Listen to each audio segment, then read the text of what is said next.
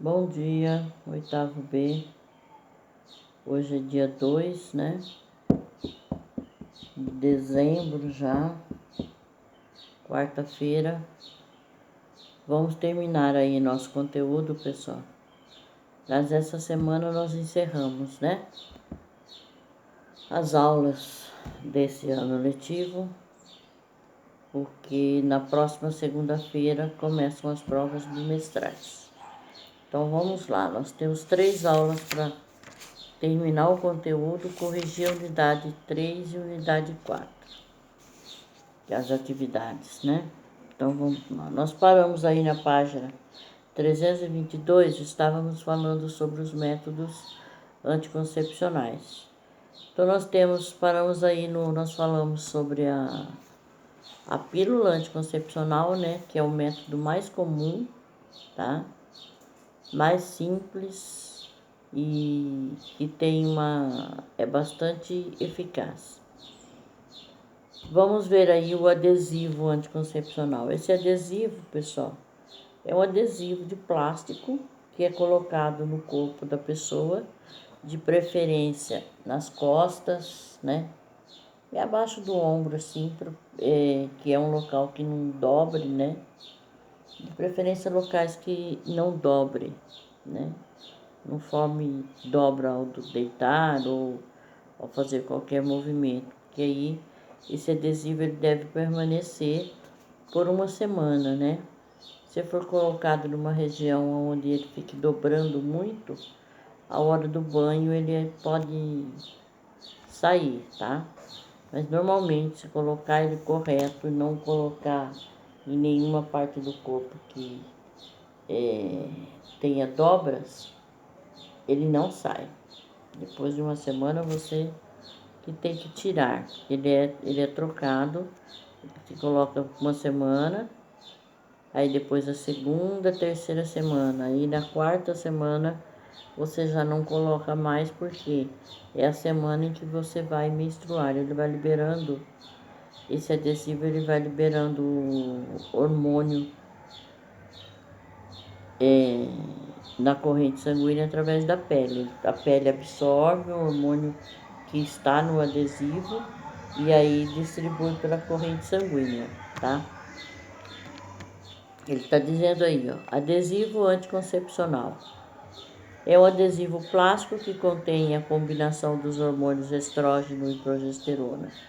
Deve ser colocado na pele da mulher, seja no antebraço, seja na região glútea, nas costas ou na porção inferior da barriga. A colagem do adesivo deve acontecer no primeiro dia da menstruação, permanecendo na região aplicada por uma semana. Durante esse período, o adesivo libera os hormônios de maneira progressiva na corrente sanguínea através da pele.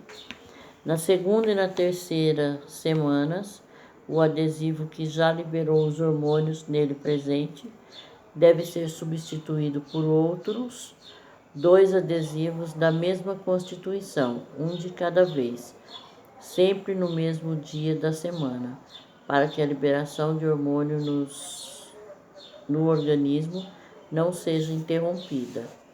Os locais onde ficarão os adesivos devem variar a cada aplicação para evitar irritação na pele.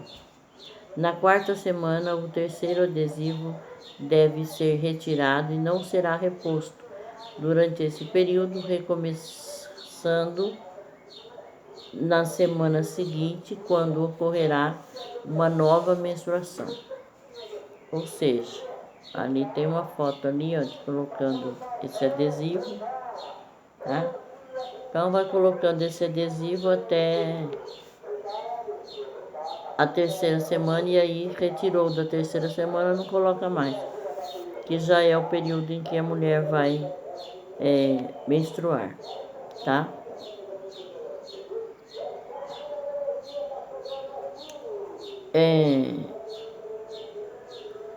Continuando aí sobre esses anticoncepcionais, vamos falar aí da injeção.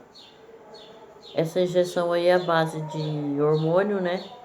progesterona e estrógeno, né? Então, nada mais é do que a injeção de progesterona e de estrógeno, tá? Aí com a aplicação do estrógeno e da progesterona, a menstruação fica interrompida, tá? Essa injeção aí, pessoal, o único cuidado que tem que ter, porque como é uma boa dose de hormônios, né, tanto estrógeno quanto a progesterona, são esses dois hormônios, essa injeção, não deve ser aplicada no braço, porque você vai ficar com o braço bem dolorido, tá? Deve ser aplicado nas nádegas e mesmo assim ainda vai ficar dolorido. Tem mulher que sai da farmácia mancando, gente, que realmente uma injeção dolorida. E também deve ser aplicado e logo depois você deve ficar sentada lá na farmácia por pelo menos 10 a 15 minutos, porque tem mulher que passa mal com essa injeção. Então vamos lá, injeção anticoncepcional. Esse método consiste na aplicação dos hormônios progesterona e estrógeno nos músculos por meio de injeção nos braços, glúteos ou quadris. Isso pode acontecer mensal ou trimestralmente, dependendo do tempo de ação do medicamento, que varia de acordo com a quantidade de hormônio aplicado. Durante seu uso, é comum que a menstruação seja interrompida em virtude de alterações causadas pela maior concentração de hormônios no organismo. Então, o que acontece? Essa injeção, vamos supor, você está menstruada, você menstruou hoje, você conta 5 dias. No 5º dia, você já tem que tomar aquela injeção, tá? Você não pode deixar para tomar lá no 6º dia, mas eu ainda estou menstruada, não importa. É mesmo que acontece com a pílula anticoncepcional. Você tem que tomar sempre no 5º dia, não interessa se você está menstruada ou não. Implante contraceptivo. Então, nós temos aí esse implante que ele está colocando aí, ó. Procedimento de implantação do bastão contendo hormônios. Esse bastão ele pode ser colocado no braço, tá? Ele é pequeno, é tipo um palitinho de fósforo, tá? E ele vai liberar doses pequenas de hormônio na corrente sanguínea. Tem que ser através de um procedimento cirúrgico, tá? Então, só o médico que pode, através de um procedimento cirúrgico, pode colocar esse bastão, tá? Ele pode ficar ali por 3 até, no máximo, 7 anos. Depende, tem alguns que é para 3 anos, tem outro para 7 anos. Aí a mulher vê qual que é melhor para ela, tá? Implante contraceptivo. O implante contraceptivo é um pequeno bastão flexível do tamanho de um palito de fósforo. Assim como o adesivo libera continuamente pequenas doses de hormônio na corrente sanguínea. Pode ser constituído por uma combinação de hormônios ou apenas por progesterona. O bastão é introduzido no antebraço por meio de um procedimento cirúrgico que dispensa internação. A cada 3 ou 7 anos, dependendo do tipo do modelo implantado, o bastão deve ser retirado para substituição. Esse método anticoncepcional tem grande eficácia, além da vantagem de ter ação prolongada. Anticoncepcional oral de emergência. Esse daí é a famosa pílula do dia seguinte. Ela deve ser evitada, pessoal, só em último caso mesmo. Tipo, não pode se tornar um hábito, porque ela causa bastante efeitos colaterais, tá? Então, ela deve ser usada no máximo uma vez por ano, só em caso de emergência mesmo, tá? Ela pode causar muitos efeito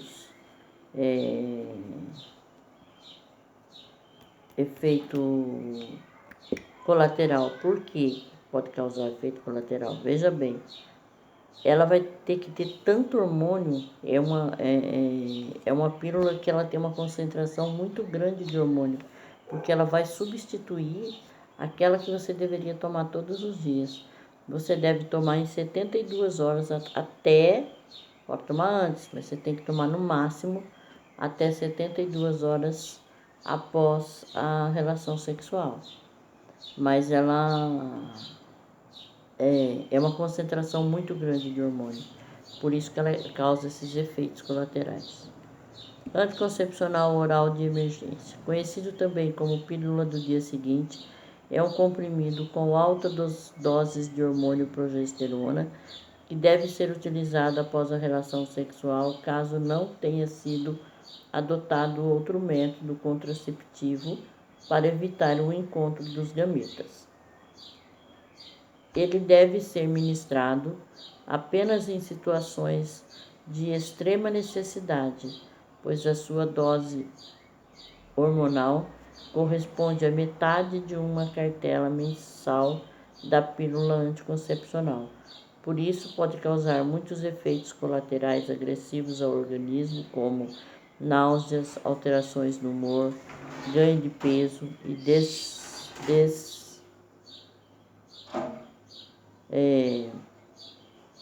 desregulação do ciclo menstrual, além da possível perda de eficácia das próximas pílulas anticoncepcionais tomadas. Por essa razão, recomenda-se que a mulher use esse método apenas uma vez por ano. Para garantir sua eficácia, o método deve ser utilizado o mais rápido possível em um limite de 72 horas após a relação sexual. Quanto mais se demorar para usar o comprimido, menor será sua eficácia contraceptiva, ou seja, ele atua em 72 horas, mas quanto antes você tomar, melhor para você, mais você vai garantir. As altas doses de progesterona da pílula do dia seguinte impossibilitam a ruptura do folículo ovariano, impedindo a liberação do ovócito e, consequentemente, a ovulação. Caso esta já tenha ocorrido, o medicamento diminui a movimentação da tuba uterina, pela qual o ovócito é transportado até o útero, o que altera a textura da parede do endométrio, impedindo a nidação de um possível embrião. No entanto, se o ovócito for fecundado e a nidação já tiver ocorrido, a pílula não vai interromper a gravidez. Há estudos científicos que comprovam que, quando isso acontece, a pílula do dia seguinte não prejudica o embrião em desenvolvimento. Dispositivo intrauterino, DIU. Esse DIU tem até uma foto aí dele aí, ó, pessoal. A posição dele, ele é implantado no útero, tá? É uma pecinha de plástico, ele é bem flexível, tá? Ele tem um formato de T, como vocês estão vendo aí, né? E ele é envolvido por uma parte de cobre, tá? Tem alguns DIUs que eles são com um hormônio, portanto aí ele é chamado de DIU hormonal, tá? E ele vai atuar como? Na nidação do embrião. Ou seja, acho que vocês lembram quando eu expliquei lá o que é nidação. Quando o óvulo é fecundado, aí esse óvulo vai lá para o endométrio, que é a parede interna do útero, e fica lá na parede interna do útero. Como que esse DIU vai atuar? Ele não vai deixar esse embrião, apesar desse ovócito, apesar dele ter chegado lá no endométrio, mas ele vai impedir que esse ovócito se desenvolva, tá? Então, olha lá, dispositivo intrauterino DIU. O DIU é uma pequena peça de plástico flexível em forma de T, envolvida por um fio de cobre. Esse método pode ou não incluir o uso de hormônios. Caso inclua, é chamado de DIU hormonal ou sistema intrauterino SIU. Sua implantação no interior do útero é realizada por um médico ginecologista. Mas não precisa de cirurgia, tá, pessoal? É só o médico mesmo ginecologista que coloca, mas ele não é um procedimento cirúrgico. O aparelho impede a migração dos espermatozoides até as tubas uterinas, onde o ovócito é fecundado. Caso a fecundação ocorra, o DIU atua na nidação do embrião, possibilitando seu desenvolvimento. A efetividade desse método é elevada e tem efeito aproximado de 5 anos, a depender do produto e da marca utilizada. Como em alguns casos o organismo pode rejeitar o DIU, é necessário acompanhamento médico periódico. A retirada da peça também deve ser realizada por um profissional da saúde, mesmo antes do prazo de 5 anos. Portanto, se uma mulher que tem DIU resolver engravidar, basta retirar o dispositivo para que o sistema reprodutor volte a atuar como antes. Espermicida é um outro método, tá? Esse espermicida aí, na realidade, ele vai atuar na motilidade do espermatozoide. Ele vai dificultar o encontro do espermatozoide com o ovócito através de uma acidez. Ele vai aumentar a acidez, né? Que é o pH, né? Vaginal, portanto, aí ele aumenta o pH vaginal e o espermatozoide não vai conseguir chegar até o ovócito.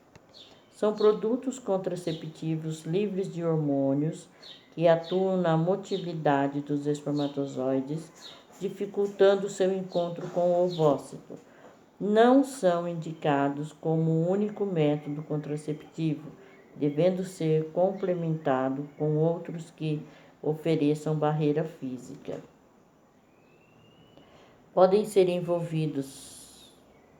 vendidos na forma de cremes, pomadas, gel, sendo aplicados diretamente na vagina, no preservativo ou no diafragma. As introduções de uso variam de acordo com o tipo de espermicida. Assim, para saber onde e em que momento devem ser aplicados e retirados, é preciso ler a bula dos produtos, que fornecerá todas as informações necessárias. É importante estar sempre atento à data de validade do produto implicada em sua eficácia. Então, pessoal, esse espermicida você compra normalmente em farmácia, sem receita, sem nada, tá? Ele é aplicado na vagina, ele vai aumentar o pH da vagina e, na realidade, o que ele faz? Como o muco vaginal vai ficar muito ácido, o espermatozoide acaba morrendo por ali mesmo, não tem mobilidade suficiente para poder chegar até o ovócito. Nós temos aí agora 2 métodos que são ditos como métodos irreversíveis, tá? Só que eles são irreversíveis, pessoal, até certo ponto, porque dependendo que eles são 2 métodos cirúrgicos, né? Um no homem e um na mulher. Só que dependendo do tipo da cirurgia que é feito, ele pode até ser reversível, tá? Então ele diz lá, métodos anticoncepcionais irreversíveis. Esses métodos evitam de maneira definitiva que ocorra a gravidez, pois impedem o encontro entre os gametas masculino e feminino por meio de intervenção cirúrgica. Apesar de impedirem essa gestação indesejada, não impedem a aquisição de IST, sendo necessário o uso de preservativos durante as relações sexuais. Esses métodos podem ser realizados em homens ou mulheres, como será apresentado nos procedimentos a seguir. Ou seja, previne a gravidez, mas IST não, que é o quê? São as infecções, né, sexualmente transmitidas, ou como na nomenclatura antiga dizia, doenças sexualmente transmissíveis, tá? Então, o que nós temos aí? Quais são esses métodos? O método mais conhecido é o método em mulher, que é a ligadura tubária, né? Ou laqueadura, como também é muito conhecido, popularmente conhecido, laqueadura, ou ligadura tubária. E no homem também é muito conhecido como vasectomia, né? Na área médica, já com a nova nomenclatura, em vez de falar vasectomia, tá?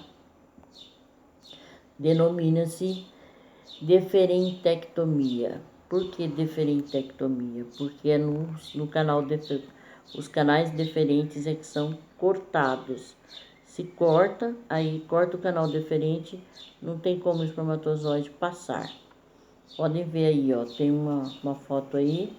Aí eu tenho lá 1 e 2, né? Tem os dois canais deferentes, olha lá. Processo de corte nos ductos deferente na deferenctomia. 1.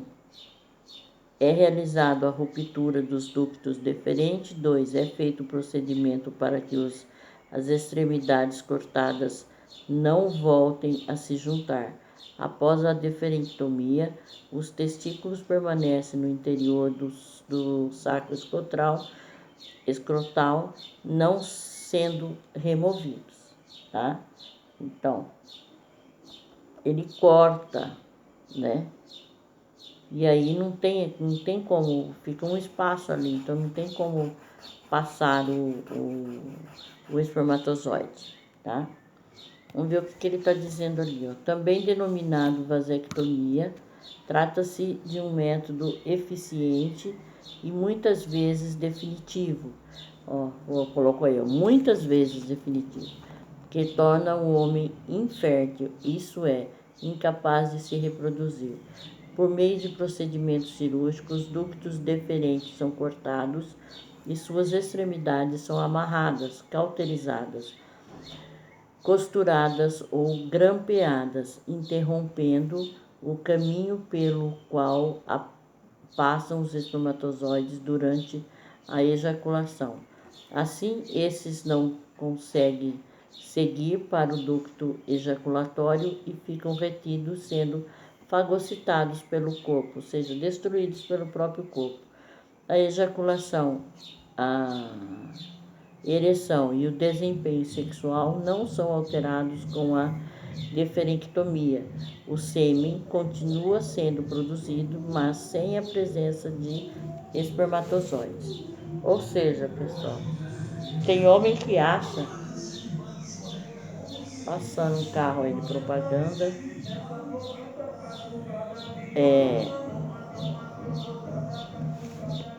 tem homem que acha que a vasectomia vai interferir na potência sexual. Não tem nada a ver, tá? O desempenho sexual, fala, vai ficar impotente. O desempenho sexual é o mesmo, não tem nada a ver uma coisa com a outra. A outra forma, que é na mulher, ela é chamada de ligadura tubária, né? Mais conhecido também como laqueadura. É a mesma coisa, só que é feito o quê? É cortado, né? A tuba uterina. Faz um corte e não deixa passar, tá? Também pode ser reversível, porque se ela for só amarrada, às vezes não é feito corte, só amarra. Então, se desamarrar, vai ter novamente. Mas se cortar e grampear, como eles falam, às vezes tem médico que usa a expressão mastigar, ou seja, pega uma pinça e realmente prensa aquilo ali, tá? Não tem como. Ele diz lá. Ligadura tubária. Esse método é realizado em mulheres e, assim como a deferenectomia, resulta em infertilidade de maneira irreversível. Trata-se de uma cirurgia que consiste em realizar o rompimento nas tubas uterinas por meio de um corte. Suas extremidades são então suturadas, isso é, costuradas ou cauterizadas. Outra forma de realizar esse procedimento é amarrar as trompas sem rompê-las, usando-se um clipe cirúrgico ou anel. Assim, o ovócito liberado após a ovulação não é capaz de seguir pela trompa uterina a caminho do útero, não encontra os espermatozoides, que por sua vez ficam retidos na outra porção das trompas. Trata-se de um método muito eficaz e que não causa prejuízos à saúde da mulher, como pode ocorrer com a utilização de hormônios, a menopausa ou outra alteração no ciclo menstrual. Então tem aí os passos, né? Cortando, suturado, cortado e suturado, cauterizado e amarrado. Então tem esses 3 tipos. Agora veja bem, esse amarrado aí, esse pretinho que vocês estão vendo aí, é um fio chamado catgut, que é o fio usado para fazer sutura. Quando você corta, tal, faz a sutura nesse fiozinho aí. Se esse fio se rompe, com o tempo ele pode se romper, porque ele é um fio cirúrgico. Quando você faz, às vezes locais onde você dá ponto, você não precisa nem ir lá no médico para tirar esse ponto. Ele cai sozinho. Então esse daqui também, com o tempo, esse fio é o mesmo catgut, que não pode pôr outra coisa ali, senão dá inflamação. Então esse fio ali, que é esse catgut, ele também pode se romper. E se ele se romper, a mulher pode engravidar. Por isso que ela pode ser reversível. Agora, a maioria dos médicos não fazem mais esse tipo de coisa, amarrar somente. Eles cortam, mastiga ou cauteriza, tá? Tem um jogo rápido aí que eu vou fazer com vocês pra gente poder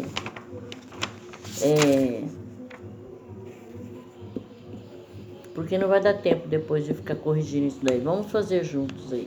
Olha lá, as características à esquerda se aplicam a um ou mais métodos contraceptivos à direita. Relacione as colunas assinalando os respectivos números nos quadros. Olha lá. Primeiro lá, diafragma. Diafragma vai ser o 2, que é um método feminino, e o 4, que é uma barreira física. Então, 2 e 4. Preservativo feminino. 2, né, feminino. 3, protege contra IST, ou seja, doenças sexualmente transmissíveis. E o 4, que é uma barreira física. Laqueadura. 2, que é feminino. 4, é uma barreira física. E 5, definitivo.